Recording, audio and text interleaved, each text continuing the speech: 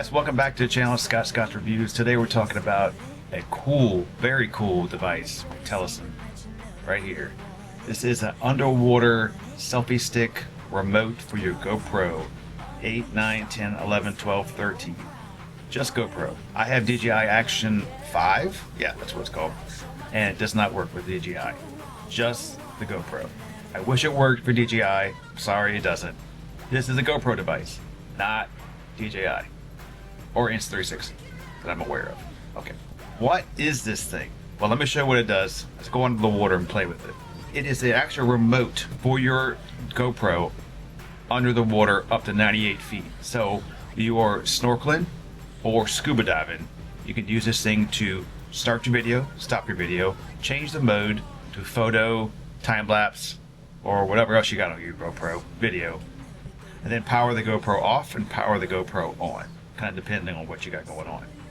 So you think, why do I really need that for underwater, right? Underwater, you can hold a device, you can hit record, you can film something, and you can hit it back again and stop. If you've been scuba diving, what you don't want to do is mess up coral. As a scuba diver, you're concerned about the environment down there. You don't want to be stepping on things, messing things up, all that kind of stuff. You know better than that. Keep it the way you left it. This allows you to extend that pole out, and let's say you want to get photos of some coral, you can extend out and you can click the shutter button on this remote under the water and take photos from a distance. That way you don't have to get real close to it, reach out to your GoPro and click the shutter button and then back in. So let's say, for instance, a lot of times when you go scuba diving, you see an eel under the water in a cave or something. You don't want to be putting your hand down there with a GoPro sticking in its face going, let me get your picture. You can extend this pole out, put it near him down there, and then take the picture that way.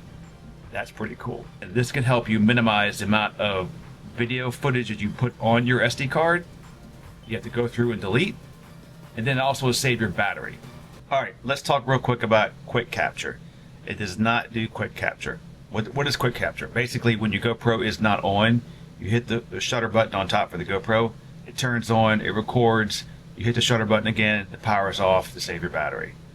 This doesn't do that because it needs to be on, and the remote needs to be on at the same time for Bluetooth to work and talk to each other.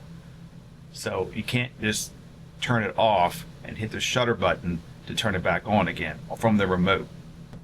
So what does that mean? That means that you need to power on your remote and power on your GoPro, and then stop record, start record, stop record, start record.